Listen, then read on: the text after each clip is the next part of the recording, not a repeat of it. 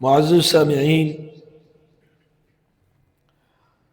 جیسے ہی رمضان گزرتا ہے تو آہستہ آہستہ ہم نمازوں سے اپنی توجہ کو بھی ختم کر دیتے ہیں، اور رمضان گزرنے کے ساتھ ساتھ ہم نمازوں سے بھی دور ہوتے ہوتے ہوتے بالکل دور ہو جاتے ہیں، حتیٰ کہ اگلا رمضان آ جاتا ہے۔ یہ رویہ انتہائی خطرناک ہے۔ ایک تو آپ کئی بار سن چکے ہیں اور آپ کو معلوم بھی ہے کہ نماز اسلام کا بنیادی رکن ہے، اور اس میں کوتاہی جو ہے وہ انسان کے اسلام اور ایمان کو مشکوک قرار دیتی۔ لیکن ہم جو ہے نا، جو چیز بظاہر فائدہ دیتی ہو، جو نفع ہمیں سامنے نظر آ رہا ہو، ہم اس کو زیادہ ترجیح دیتے ہیں، اور جو آخرت کا نفع ہوتا ہے اس طرف ہماری توجہ نہیں ہوتی۔ ابھی دکان نہیں بند کرتے کہ پتہ نہیں کتنا نقصان ہو جائے گا نماز کے وقت میں، ہم اپنا کوئی اور کسی کام میں مشغولیت ہے تجارت میں، اس کو نہیں چھوڑتے۔ ویسے کسی ہمارا نوجوان کسی کھیل کے میدان یا تفریح کے میدان میں بھی ہے تو بھی وہ نماز کا خیال رکھتے ہوئے اس کو نہیں چھوڑتا۔ وقتی جو چیزیں اس کے سامنے ہیں وہ انہی کے اوپر انحصار کرتا ہے۔ تو آج آپ یہ بھی سماعت فرما لیں کہ نماز صرف اخروی نہیں، دنیا کے اندر بھی فوائد کی حامل ہے۔ اس سے دنیا کے اندر بھی فوائد ملتے ہیں، بظاہر آپ کو نظر آئے نہ آئے، آخرت کے تو بہت ہیں۔ آخرت تو ہے ہی نماز والوں کے لیے، جو نماز والا نہیں اس کی آخرت ہے ہی نہیں۔ اس کی آخرت کیسے ہو سکتی ہے؟ جو نماز کا، جو اسلام کا بنیادی رکن ہے، اس کا ہی تارک ہو، وہ تو ہے ہی اس کے لیے، لیکن دنیا بھی ان لوگوں کی ہے جو نماز پڑھنے والے۔ تو میں اختصاراً آپ کے سامنے نماز پڑھنے سے جو دنیا کے اندر فوائد ہمیں ملتے ہیں، ہم ان پر بھی غور کریں تو دنیا میں بھی یہ بڑے فائدے دیتی ہے، وہ آپ کے سامنے رکھوں گا۔ پہلی چیز جس کا اکثریت ہماری شکار ہے وہ یہ ہے کہ سکون نہیں ہے، گھروں کے اندر سکون نہیں ہے، مال بھی ہے، اسباب بھی ہیں، سکون پھر بھی نہیں ہے، اطمینان پھر بھی نہیں ہے۔ تو سکون لانے والی جو چیز ہے، گھروں کے اندر بھی سکون ہو، اطمینان ہو، انسان کا دل مطمئن ہو، راحت اسے میسر ہو، ٹینشن، پریشانی، ڈپریشن سے دور ہو، تو اس کے لیے بھی نماز بڑے اکثیر کا کام کرتی ہے۔ جیسا کہ اللہ سبحانہ و تعالیٰ نے فرمایا نا، سورہ عنکبوت سورہ نمبر 29 آیت نمبر 43 میں، اتل ما اوحی الیک من الکتاب واقم الصلاۃ ان الصلاۃ تنہی عن الفحشاء والمنکر ولذکر اللہ اکبر۔ اللہ کا ذکر یہاں پر نماز کو کہا گیا کہ نماز اللہ کا ذکر ہے۔ اور سورۃ طٰہٰ کی آیت نمبر 41 میں اللہ تعالیٰ نے فرمایا اقم الصلاۃ لذکری، نماز کو میرے ذکر کے لیے قائم کرو۔ تو اس جو اللہ کا ذکر ہے، سبحان اللہ، الحمدللہ، اللہ اکبر، ان میں جو بڑا ذکر ہے وہ کون سا ہے؟ نماز ہے۔ نماز ہے، اس میں آپ ثنا بھی پڑھتے ہیں، فاتحہ بھی پڑھتے ہیں، دیگر دعائیں بھی، تسبیحات بھی پڑھتے ہیں، تو یہ بڑا ذکر ہے نماز۔ تو اب یہ ذکر جو ہے اس کا کیا فائدہ ہے؟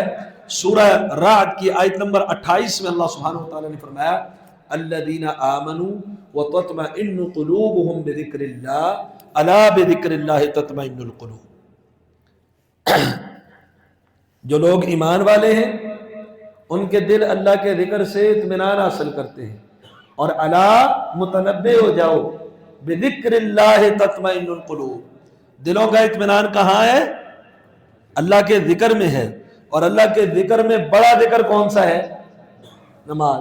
تو کیا ثابت ہوا کہ نماز پڑھنے سے ڈپریشن، پریشانی، تکلیف، اور یہ جو تفکرات کے اندر پھنسا ہوا انسان وسائل ہونے کے باوجود بھی پریشان ہے اور اندھیرے میں ٹامک ٹوئیاں مار رہا ہے، سرگردان و حیران پھر رہا ہے، تو اس کی تسلی کے لیے، دل کے قرار کے لیے، گھروں میں سکون کے لیے، دلوں کے اطمینان کے لیے جو اکثیر کا کام کرتی ہے وہ نماز کرتی ہے۔ الا بذکر اللہ تطمئن القلوب۔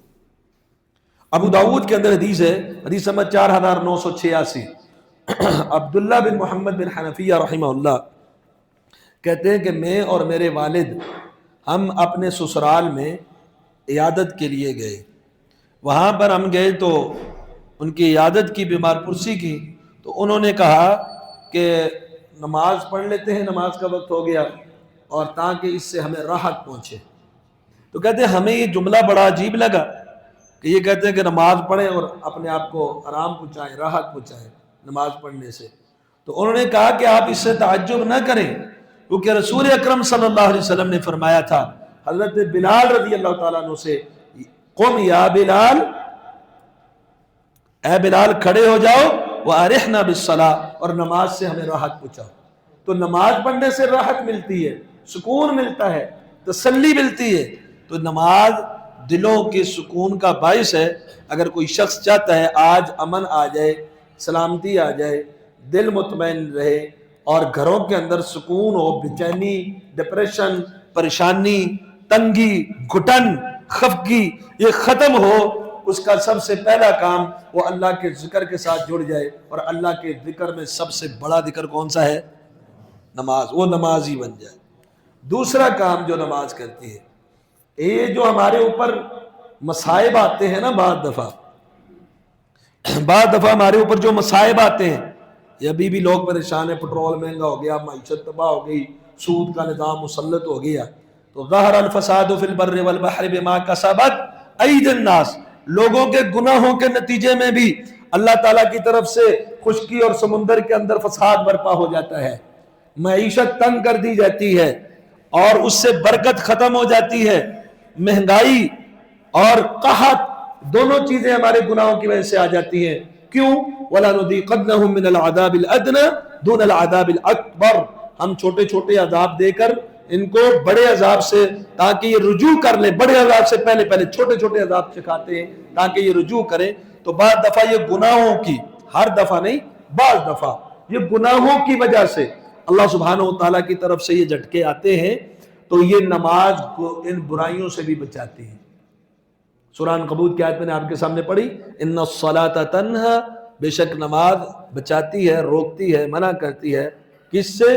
عن الفحشاء والمنکر، بے حیائی اور برائی سے نماز روکتی ہے۔ اب اس کے دو مفہوم ہیں، ایک تو یہ ہے کہ جو شخص صحیح نماز پڑھتا ہے رسول اللہ صلی اللہ علیہ وسلم کے بتائے ہوئے طریقے کے مطابق، تعدیل ارکان، خشوع خضوع اچھے طریقے کے ساتھ، تو یقیناً نماز اس کو بے حیائی سے بھی روکتی ہے، برائی سے بھی روکتی ہے، پھر وہ حیا کرتا ہے برائی کرنے سے، نمازی آدمی۔ تو جو شخص نماز ہی صحیح نہ پڑھے اور وہ صحیح نمازی ہی نہ ہو، پھر وہ برائیوں کا ارتکاب کرتا پھرے، تو اس کو نماز کیسے روکے گی؟ تو پہلی بات یہ مفہوم بھی دی ہے کہ نماز بے حیائی سے روکتی ہے، نماز بے حیائی سے بچاتی ہے۔ لیکن یہاں سوال یہ پیدا ہوتا ہے، میں نماز بھی پڑھتا ہوں، میں برائیاں بھی کرتا ہوں، بے حیائیوں کا ارتکاب بھی کرتا ہوں، میری نماز مجھے کیوں نہیں روکتی؟ اس لیے کہ آپ نے نماز کو اس انداز سے پڑھا ہی نہیں ہے، آپ نے ابھی نماز کو اس انداز سے ادا ہی نہیں کیا۔ جب آپ اس انداز سے نماز کو ادا کریں گے، پھر اللہ آپ کو برائی سے بھی بچائیں گے۔ اور اس کی تائید اس صحیح حدیث سے ہوتی ہے، امام احمد المسند کے اندر روایت لائے ہیں، حدیث نمبر 9792، رسول اکرم صلی اللہ علیہ وسلم سے کہا گیا کہ اللہ کے رسول، ایک شخص ہے، رات ہوتی ہے تو نماز پڑھتا ہے، یعنی تہجد بھی پڑھتا ہے، تہجد گزار ہے، فَإِذَا أَصْبَحَ سَرِقَ، لیکن صبح وہ چوری بھی کرتا ہے۔ یعنی یہ ایسا آدمی ہے، رات کو یہ تہجد بھی پڑھتا ہے، نماز بھی پڑھتا ہے، لیکن یہ شخص دن کو چوریاں بھی کرتا ہے، برائی بھی کرتا ہے۔ تو نبی علیہ الصلوۃ والسلام نے فرمایا، اگر جو تم کہہ رہے ہو واقعتاً درست ہے کہ یہ رات کا قیام بھی کرتا ہے، تہجد بھی پڑھتا ہے، فَإِنَّهُ سَيَنْهَاهُ، یہ نماز اس کو اس برائی سے روک دے گی۔ یعنی ایک وقت آئے گا کہ یہ اس چوری سے باہر آ جائے گا، یہ نماز اس کو روکے گی۔ تو یہ پہلا مفہوم کہ نماز بے حیائی اور برائی سے روکتی ہے، لیکن صحیح نماز ادا ہو تب، سنت کے مطابق، خشوع اور خضوع کے ساتھ، اوقات کے اوپر۔ اور دوسری چیز یہ ہے کہ جب ایک شخص نماز، دوسرا مفہوم اس کا یہ، ایک شخص نماز پڑھتا ہے، اب آپ بے وضو ہیں یا با وضو ہیں، کسی کو پتہ ہے؟ کسی کو بھی نہیں پتا۔ اگر آپ کہیں میں پہلے سے با وضو ہوں، زور میں جو کیا تھا بھی قائم ہے، کسی کو کیا پتا آپ عصر کی نماز میں آپ کا وضو ہے یا نہیں؟ آپ کو پتا ہوتا ہے اگر آپ بے وضو ہو جائیں، سردی بھی ہو یا گرمی ہو، آپ پھر بھی تازہ وضو کرتے کہ میرا وضو نہیں، کیوں وضو کے بغیر نماز نہیں ہوتی. آپ پھر بھی نماز پڑھتے، نماز میں کسی سے کلام نہیں کرتے، آپ نماز میں کوئی اور ایسی ویسی حرکت نہیں کرتے. کس وجہ سے؟ اللہ کے حکم کی وجہ سے، نبی علیہ السلام کے طریقے کی وجہ سے.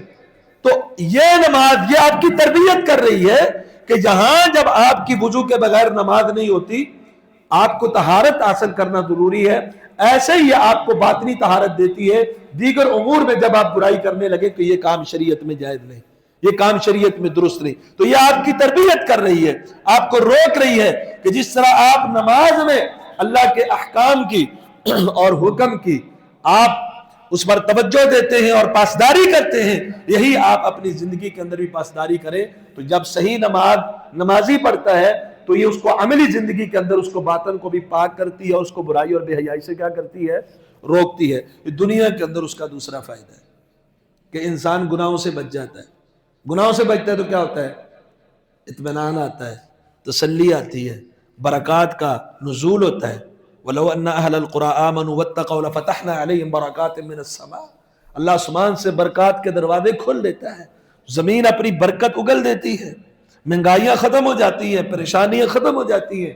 تو یہ برکت اور اللہ سبحانہ وتعالیٰ کی طرف سے خیر کا نزول ہوتا ہے. برائیاں جب ختم ہو، معاصی ختم ہو، اطاعت کی جائے، تو یہ نماز اس کا سبب ہے، انسان کو اطاعت کے اوپر لے آتی ہے اور برائی سے روکتی ہے. تیسرا دنیاوی فائدہ یہ ہے، یہ قتل سے بچاتی ہے نماز. چاہے وہ حکمران ہو چاہے وہ عوام ہو، نماز ایک ایسا امتیاز ہے، نشان ہے، علامت ہے کہ جس کے اندر یہ پائی جائے وہ اسلامی حق میں قتل سے محفوظ ہے. اگر حکمرانوں کے حوالے سے بات کی جائے، جامع صحیح مسلم کی حدیث ہے، حدیث نمبر 1855، نبی کریم صلی اللہ علیہ وسلم نے فرمایا کہ تمہارے بہترین حکمران وہ ہوں گے، خیار و ائمتکم، بہترین تمہارے حکمران کون سے ہوں گے؟ وہ تم سے محبت کریں گے، تم ان سے محبت کرو گے، تمہاری ان سے محبت ہوگی، اور وہ تم سے بھی اپنی رعایا کے ساتھ بھی محبت کریں گے، اور یصلون علیکم، وہ تمہارے لیے دعائیں کریں گے، تم ان کے لیے دعائیں کرو گے. یہ تمہارے بہترین حکمران ہوں گے. اور تمہارے بدترین حکمران وہ ہوں گے کہ جن سے تم نفرت کرو گے اور وہ تم سے نفرت کریں. ہوں گے تمہارے حکمران لیکن تمہارے ساتھ ان کی نفرتیں ہوں گی. تو صحابہ نے کہا اللہ کے رسول پھر ان کو ہم تلوار سے ہٹا نہ دیں، قتال کریں، جہاد کریں، ایسے بدترین لوگ جن سے ہم نفرت کریں وہ ہم سے نفرت کریں، تلوار سے ہٹا نہ دیں. نبی علیہ الصلوۃ والسلام نے فرمایا لا ما اقاموا فیکم الصلاۃ، جب تک وہ نماز قائم کرتے ہیں تب تک ان کے خلاف تلوار سے خروج کرنا نہیں کرنا. دوسری حدیث بھی جامع صحیح مسلم ہی کی ہے، ام سلمہ رضی اللہ تعالی عنہ بیان کرتی ہے، حدیث نمبر 1854 ہے کہ نبی کریم صلی اللہ علیہ وسلم نے فرمایا تمہارے حکمران ایسے ہوں گے جن میں تم اچھائیاں بھی دیکھو گے برائیاں بھی دیکھو گے، اچھے کام کا صدور بھی ہوگا، برے کام بھی وہ کریں گے. لیکن عوام نے کیا کرنا ہے؟ ہماری عوام تو بیچاری بڑی عجیب ہے، وہ کسی کی برائی کے اوپر انہوں نے ایک پارٹی رکھ لینی ہے، میں فلاں پارٹی کا ہوں اور یہ فلاں پارٹی کا ہے. اب اس کی ساری اچھی بھی بری اور بری بھی بری، میری اچھی بھی اچھی اور بری بھی اچھی، اور دوسرے کی برائی بھی ہمیں بری لگتی ہے، اچھائی بھی بری لگتی ہے، اور اپنی دونوں چیزیں اچھی لگتی ہیں. تعویلیں ڈھونڈتے ہیں، نہیں اس میں یہ مسئلہ ہوگا، اس میں وہ مسئلہ ہوگا، ہے یا نہیں وہ بات کی بات. تو نبی علیہ السلام نے کیا فرمایا؟ فرمایا کہ اچھائیاں بھی دیکھو گے برائیاں بھی دیکھو گے، لیکن جو شخص ان برائیاں دیکھنے کے باوجود فمن کرہا فقد برئ، جس نے ان برائیوں کو دل میں ناپسند کیا، حکمران کی برائی کو دل میں برا جاننا، اگر استطاعت نہیں ہے بول کے منع کرنے کی، ہاتھ سے روکنے کی، تو کیا کرنا ہے؟ دل میں برائی کو برا سمجھنا ہے. فمن کرہا فقد برئ، جس شخص نے کسی کے ظلم اور کسی کی برائی، سودی نظام ہو یا کوئی بھی ہو، اس کو برا جانا، وہ بری ہو گیا، یہ بری ہے. اب مواخذہ حکمران سے ہوگا، اس سے نہیں، یہ بری ہے. اور جس نے انکار کیا، یعنی روکا، بتلایا یہ کام درست نہیں ہے، یہ طریقہ شرع کے خلاف ہے آپ کا، فقد اسلم، یہ کامیاب ہے جس نے انکار کیا برائی سے، لیکن من رضی و تابا، لیکن جو دل سے راضی ہو گیا اور جو تابع دار بن گیا، ہاں جی اچھا کام کیا انہوں نے، وہ کیا ہوگا؟ وہ مارا جائے گا، وہ سلامت نہیں رہ سکتا، وہ نجات نہیں پا سکتا۔ اس لیے برائی کے اوپر خوش نہیں ہونا چاہیے اور کسی کی برائی کا دفاع بھی نہیں کرنا چاہیے۔ انہوں نے اپنا حساب دینا ہے، آپ نے اپنا حساب دینا ہے۔ اگر اطاعت ہے انکار کرے، اطاعت نہیں ہے دل میں اس برائی کا برا ضرور کرے، یہ نہ ہو کہ اس کے اوپر آپ راضی ہو جائیں اور برائی کو تسلیم کیے جائے۔ تو بہرحال صحابہ نے کہا اللہ کے رسول فلا نقاتلہم، اگر ایسے لوگ ہو جائیں گے جن کے اندر برائیاں بھی ہوں گی، قتال نہ کریں ان سے۔ آپ نے فرمایا نہیں، جب تک وہ نماز پڑھتے ہیں آپ نے ان کے ساتھ قتال، تو نماز حکمران کو خروج سے کیا کرتی ہے؟ دنیاوی فائدہ ہے۔ ہمارے تو بے نماز حکمران ہے نا، تو ان کو بیچاروں کو پتہ ہی نہیں، خروج سے بچاتی ہے نماز۔ جب تک حکمران نمازی ہے اس سے برائی کا بھی ارتکاب ہوتا ہے، ظلم کا بھی ارتکاب ہوتا ہے، واضح کفر کوئی نہیں ہوتا۔ تو جب تک نمازی ہے نبی علیہ السلام نے اس کے خلاف خروج کرنے سے کیا کیا؟ تو اس کو قتل سے بچاتی ہے۔ اگر ایک عام رعایا میں سے کچھ لوگ ہیں، رعایا میں سے، جیسے کہ سورۃ توبہ کی آیت نمبر 5 میں ہے کہ مشرکین کے حوالے سے اللہ تعالیٰ نے فرمایا جب مہینے حرمت والے گزر جائیں اور جنہوں نے عہد کو توڑا ہے تو آپ ان کے ساتھ قتال کریں۔ ہاں الا الذین تابوا واقاموا الصلاۃ، ہاں نماز پڑھ لیں اور توبہ کر لیں، فخلوا سبیلہم، پھر ان کا رستہ چھوڑ دینا ہے۔ اس علاقے کی علامتی یہ امتیاز اور علامت یہ بنائی گئی کہ وہ نماز ادا کر رہے ہیں تو ٹھیک ہے، یہ مسلمانوں کے افراد میں شامل ہے۔ اگر نماز ادا نہیں کر رہے تو پھر مسلمانوں کے افراد میں شامل نہیں، تو قتل سے بچاتی ہے۔ جہاد کر رہے ہیں آپ کسی قوم جو نمازی ہے اس سے بچا لیتی ہے نماز۔ اور جیسا کہ جامع صحیح البخاری کی روایت ہے، نبی کریم صلی اللہ علیہ وسلم نے فرمایا امرت ان اقاتل الناس، مجھے لوگوں کے ساتھ قتال کرنے کا حکم دیا گیا ہے۔ کب تک؟ حتی یشہدوا ان لا الہ الا اللہ وان محمد رسول اللہ، جب تک وہ شہادتین کی گواہی دیں۔ اگر گواہی نہیں دیتے میں ان کے ساتھ قتال کروں گا، اور جہاں تک کہ وہ نماز پڑھیں۔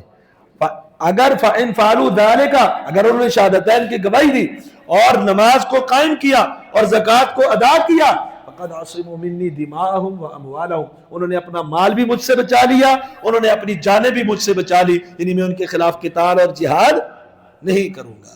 جو نماز پڑھ لیں گے اور جو زکوٰۃ ادا کریں گے شہادتین کی گواہی کے بعد۔ تو اس طرح اور بھی بہت ساری اس طرح کی احادیث موجود ہیں، جیسا کہ ایک لمبی حدیث ہے، اس کا اختصار آپ کے سامنے رکھتا ہوں کہ ایک شخص نبی علیہ السلام سے کہنے لگا کہ اللہ کے رسول عدل کرے اور اللہ سے ڈرے۔ نبی علیہ السلام نے فرمایا اگر میں عدل نہیں کروں گا اور میں اللہ سے نہیں ڈروں گا، اس روئے زمین پہ اللہ سے اور ڈرے گا کون؟ صحیح بخاری کی حدیث ہے۔ تو خالد بن ولید نے کہا اللہ کے رسول ذرا مجھے چھوڑے، میں اس کی گردن تن سے جدا کر دوں۔ آپ فرمایا نہیں، ہو سکتا ہے یہ نماز پڑھتا ہو سکتا ہے نمازی ہو۔ تو نمازی پر ظاہراً جو ہے شہادتین کی گواہی دے اور ظاہر اس طرح کفر بوا اس سے نہ ہو، تو یہ نماز اس کی علامت ہے، یہ نماز پڑھ رہا ہے، اس کو قتل نہیں کیا جائے گا۔ اس لیے منافقین کو قتل نہیں کیا نا نبی علیہ السلام، جب تک انہوں نے اپنے نفاق کا خود اظہار نہ کیا، نفاق کو چھپائے رکھے اور نماز پڑھتے رہیں، اندر سے منافق بھی ہوں تو ان کے خلاف قتال نہیں کیا۔ تو چوتھی چیز ہے اللہ کی نصرت آتی ہے نماز کے ساتھ، اللہ کی مدد آتی ہے نماز کے ساتھ۔ یہ آیتیں اکثر لوگوں کو یاد ہوتی ہیں، وَاسْتَعِينُوا بِالصَّبْرِ وَالصَّلَاةِ، مدد طلب کرو کس سے؟ نماز کے ذریعے اور صبر کے ذریعے، بِالصَّلَاةِ وَالزَّكَاةِ، نماز کے ذریعے اور صبر کے ذریعے اللہ سے مدد طلب کرو۔ ہم نماز پڑھتے ہوئے بھی کہتے ہیں نا إِيَّاكَ نَعْبُدُ وَإِيَّاكَ نَسْتَعِينُ، ہر نماز میں ہم کہتے ہیں، ہر رکعت میں کہ اللہ تجھ ہی سے مدد طلب کرتے ہیں۔ تو مدد جب طلب کریں گے تو مدد نصرت اترے گی۔ تو اللہ تعالیٰ نے بھی فرمایا یا ایھا الذین آمنوا استعینوا بالصبر والصلاۃ، اے اہل ایمان صبر کے ذریعے، صبر کر کے اور نماز ادا کر کے اللہ سبحانہ و تعالیٰ کی نصرت اور مدد تلاش کرو، اور اللہ مدد فرماتا ہے، پھر نمازیوں کی اللہ مدد فرماتا ہے۔ جامع صحیح البخاری میں حدیث نمبر 6950 ہے، اس کا ایک خلاصہ آپ کے سامنے رکھو، وقت کم ہے۔ جب سیدنا ابراہیم علیہ السلام نے ہجرت فرمائی، آپ کے ساتھ سارا علیہ السلام نے بھی ہجرت کی، وہ آپ کے ساتھ تھی. تو جب ان کا ایک بستی سے گزر ہوا تو جو وہاں کا جابر اور ظالم بادشاہ تھا، اسے جب خبر دی گئی تو اس نے ان کو طلب کر لیا کہ ان کے ساتھ ایک عورت ہے. ابراہیم علیہ السلام نے کہا تھا کہ روئے زمین پر میرے اوپر ایمان لانے والی تو ہی ہے، اس لحاظ سے، اس نقطہ نظر سے تو میری اسلامی بہن ہے، تو کہہ دینا کہ میں اس کی بہن ہوں. تو سیدہ سارہ کو لے کر اس کے سامنے پیش کر دیا گیا. اب یہ اس کے سامنے پیش ہو گئی.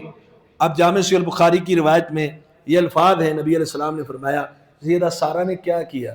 سیدہ سارہ نے نماز شروع کر دی، اور نماز شروع کر دی، اور نماز میں دعا کیا کر رہی؟ اللہم ان کنتو آمنتو برسولک بکا و برسولک فلا تسلط علی الکافر. اللہ اگر میں آپ پر اور آپ کے رسول یعنی ابراہیم علیہ السلام پر ایمان رکھتی ہوں سچا، اس کافر کو مجھ پر مسلط نہ کرنا، آج میری عزت کا دفاع کرنا. اب یہ نماز میں نصرت مانگ رہی اللہ سے. اب بظاہر کوئی سبب نہیں ہے، نہ کوئی ہتھیار ہے، نہ اسلحہ ہے، نہ قوت ہے، اکیلی عورت ہے. ابراہیم علیہ السلام اکیلے تو باہر مقصور ہے، یہ اندر اس کے پاس پیش ہو گئی ہے، اور اس کے پاس طاقت بھی ہے، افراد بھی، سب کچھ ہے. اب مدد کرنے والی رب العالمین کی ذات ہے، تو انہوں نے فوراً پکارا تو اس کو غشی آئی، زمین پہ گرا اور ٹانگیں پھڑ پھڑانے لگی، ہاتھ رک گیا اس کا. اور اسی طرح جب بھی وہ ہاتھ بڑھاتا اللہ اسے پکڑ لیتا، معافی مانگتا اللہ چھوڑ دیتا، پھر ہاتھ بڑھاتا اللہ اس کو پکڑ لیتا، دورہ پڑ جاتا اس کو، اللہ کی گرفت اس پہ آ جاتی. تو یہ استعانت کس سے مل رہی ہے؟ نماز پڑھ کے اللہ سے مدد مانگ رہی. پھر کیا ہوا؟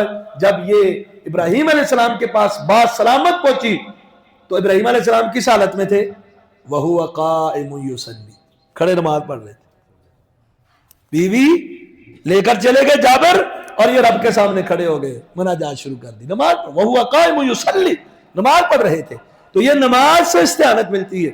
ایک دفعہ مسند احمد کے اندر روایت ہے، سیدنا صہیب رومی رضی اللہ تعالیٰ عنہ بیان فرماتے ہیں کہ ایک دفعہ رسول اکرم صلی اللہ علیہ وسلم نے نماز پڑھائی، اور نماز کے بعد نا آپ کچھ پڑھ رہے تھے، جو سمجھ نہیں آ رہا تھا ہمیں. آپ دل میں پڑھ رہے تھے، ہونٹ حرکت کر رہے تھے، تو کوشش کیا ہم نے کہ سنے کیا پڑھ رہے تھے. یہ تو صحابہ ہے کہ آپ کون سی دعا کر رہے ہیں، کیا پڑھ رہے ہیں، تاکہ ہم بھی پڑھیں. تو آپ نے پوچھا کہ کیا تم یہ کوشش کر رہے ہو کہ یہ سمجھنے کی کہ میں کیا پڑھ رہا ہوں؟ کہا جی اللہ کے رسول، ہم سننے کی کوشش کریں کہ آپ کیا پڑھ رہے ہیں، ابھی نماز کے بعد کون سی دعا پڑھ رہے ہیں. تو نبی کریم صلی اللہ علیہ وسلم نے فرمایا انبیاء میں سے ایک نبی کی مجھے یاد آ گئی، پہلے سابقہ انبیاء میں سے ایک نبی کی مجھے یاد آ گئی، جسے اللہ نے بہترین لشکر عطا فرمایا تھا، بڑا بہترین لشکر تھا ان کے پاس. اور ایک دن وہ اپنے لشکر کو دیکھ کر کہنے لگے کون ہے جو اس لشکر کو گرا سکے، اس کا مقابلہ کر سکے؟ اس لشکر کا کوئی مقابلہ نہیں کر سکتا. آج ہم بھی ہیں، کہہ دیتے میری جوانی کے مقابلے میں کون ہے، میرے پیسے کے مقابلے میں کون ہے. اپنی ذات پہ بھی فخر کرتے، اپنی قوم پہ بھی فخر کرتے، اور بڑی بڑی چیزوں پہ ہمارا فخر ہوتا ہے. اور یہ تو اللہ کے نبی تھے، انہوں نے صرف اتنی بات کہی کہ کون اس لشکر کا مقابلہ کر سکے گا، اور یہ لشکر بھی اللہ نے ان کو عطا کیا تھا. اللہ تعالیٰ نے فرمایا کہ آپ کے پاس 3 آپشن ہیں. ایک یہ کہ اللہ آپ کے اوپر کافروں کو مسلط کر دے، دوسری قوم، یعنی وہ آپ کے ساتھ جنگ کرے اور آپ کا اوپر غلبہ پا لے. دوسرا آپشن یہ ہے بھوک قحط آ جائے. تیسرا آپشن یہ ہے کہ موت. کون سی چیز پسند کرتے ہیں؟ ان تینوں میں سے آپ کو پسند کرنی پڑے. انہوں نے اپنی قوم کو بلایا، صحیح سند کے ساتھ، یہ حدیث ہے مسند احمد، اور ان سے مشورہ لیا کہ اللہ تعالیٰ نے 3 آپشن دیے. ایک تو کوئی اور غیر قوم آپ پر مسلط ہو جائے، اور بدقسمتی سے یہ تینوں ہمارے اندر موجود ہیں. ہمارے اوپر مسلط بھی غیروں کا تسلط بھی ہے، ہمارے اوپر قحط اور بھوک بھی آ جاتی ہے کبھی کبھی، اور اموات کثرت سے ہو رہی ہیں، کبھی کس قتل میں، کبھی کس دھماکے میں، کبھی کس خودکشی میں. تو بہرحال فرمایا 3 آپشن ہے، کون سا اختیار کرتے ہو؟ قوم والوں نے کہا آپ اللہ کے نبی ہیں، ہمارے لیے جو پسند کرتے ہیں کر لیں. کبھی گھبرائے نہیں، امتحان کے اوپر گھبرائے نہیں، اپنا معاملہ کس کے سپرد کیا؟ اللہ کے، کہ آپ اللہ کے رسول ہیں، آپ جو چاہے پسند کر لیں. کہا اللہ. اب انہوں نے کیا کیا؟ قوم والوں نے نماز شروع کر دی، اور یہ نبی جو تھے فقام الی الصلاۃ، یہ نماز کے لیے کھڑے ہو گئے. اور نبی علیہ السلام نے فرمایا یہ ایسی قوم تھی جب بھی ان کو کوئی وَكَانُوا يَفْسَعُونَ إِذَا فَزِعُوا إِلَى الصَّلَاةِ، جب بھی کوئی گھبراہٹ اور پریشانی آتی یہ نماز کے لیے کھڑے ہو جاتے. یہ لوگ ہر پریشانی میں نماز پڑھتے. تو پھر اس نبی نے دعا کی کہ اے اللہ کافروں کو ہم پر مسلط نہ کرنا. دوسرا آپشن بھوک بھی ہمیں نہ دینا، موت قبول ہے. تو 3 دنوں کے اندر 70,000 افراد ان کے فوت ہو گئے. صرف 3 دن میں 70 افراد ان کے فوت ہو گئے، موت ان کے اوپر مسلط ہو گئی. تو پھر نبی علیہ السلام نے فرمایا کہ میں یہ واقعہ یاد کر رہا تھا اس نبی کا، اور میں اللہ سے دعا کر رہا تھا اللہم یا رب، اے اللہ میرے رب، بکا اقاتل وبکا اسحاول ولا حول ولا قوت الا باللہ. اللہ میں جو بھی قتال کرتا ہوں تیری مدد اور توفیق سے کرتا ہوں. اللہ جو حملہ کرتا ہوں وہ تیری نصرت اور تائید سے کرتا ہوں، اور کسی نیکی کی کوئی توفیق نہیں ہے جب تک تو توفیق نہ عطا فرمائے. میں یہ پڑھ رہا تھا اللہم یا رب بکا اقاتل وبکا اسحاول ولا حول ولا قوت الا، کثرت سے پڑھا کریں لا حول ولا قوت الا باللہ. تو بہرحال اس قوم کی ایک صفت تھی، وہ کیا تھی کہ جب بھی گھبراہٹ ہوتی تو وہ کیا کرتے؟ نماز پڑھتے. تو یہ بھی آپ کریں کام کہ جب بھی کوئی پریشانی ہو، جب بھی کوئی گھبراہٹ ہو، آپ نماز پڑھیں، کسی بھی قسم کی گھبراہٹ. امام طبری نے جامع البیان میں ذکر کیا ہے صحیح سند کے ساتھ، سیدنا حبر الامہ ترجمان القرآن عبداللہ بن عباس رضی اللہ تعالیٰ عنہ ایک سفر میں تھے. ان کو اطلاع دی گئی کہ آپ کا بھائی فوت ہو گیا. پریشانی ہے نا، ایک پریشانی تو ہے نا، ایک کہ آپ کو ایک صدمے کی خبر پہنچی ہے کہ آپ کا بھائی داغ مفارقت دے چکا. انہوں نے سائیڈ پہ سواری روکی اور 2 رکعت نماز پڑھی، انا للہ و انا الیہ راجعون پہلے پڑھا، پھر نماز پڑھی. اور نماز پڑھ کے جب آ رہے تھے تو کیا فرما رہے تھے؟ وَاسْتَعِینُوا بِالصَّبْرِ وَالصَّلَاةِ، صبر اور نماز کے ساتھ مدد طلب کرو. یعنی ایک تو صبر کر لیا اس صدمے پر، اور دوسرا کیا کر لی؟ نماز پڑھ لی. اللہ پھر مدد کرتا ہے، اللہ اس غم کو بھی ختم کر دیتا ہے. تو اسی طرح یہ نماز دنیا میں انسان کو گناہوں سے بھی بچاتی ہے. اس پر بہت ساری احادیث، عام معروف حدیث وقت ہو گیا، آپ نے کئی بار سنی ہوئی ہے، جامع صحیح مسلم کے اندر بھی، بخاری کے اندر بھی موجود ہے کہ انسان جب نماز پڑھتا ہے ایک نماز سے دوسری نماز کے درمیانی گناہوں کا کفارہ بن جاتی ہے. اور نبی علیہ السلام نے فرمایا لو ان نہرا بباب احدکم یغتسل فیہ کل یوم 5 مرہ، ایک آدمی ایک نہر میں دن میں 5 مرتبہ غسل کرے، اس کے جسم پر کوئی میل باقی رہتی ہے؟ کہا نہیں رہتی. فرمایا یہی مثال نماز کی ہے، جو 5 نمازیں پڑھے اس کے جسم پر کوئی گناہ باقی رہتا تو یہ گناہوں کا کفارہ بھی ہے، جو ہو چکے گناہ ہیں ان کی معافی کا سبب بھی ہے. تو یہ 5 باتیں آپ ذہن نشین کر لیں نماز کے حوالے سے کہ نماز کے جو دنیاوی فوائد ہیں. پہلا فائدہ ہمیں کیا عطا کرتی ہے؟ قلبی سکون، گھروں میں سکون. اور دوسرا برائی سے روکتی ہے. تیسرا قتل سے بچاتی ہے، روکتی ہے. اور نصرت الہی کا سبب ہے، اس سے آتی ہے. اور 5ویں بات یہ گناہوں سے ہمیں بچاتی ہے. قل قولی ھذا استغفر اللہ لی ولکم.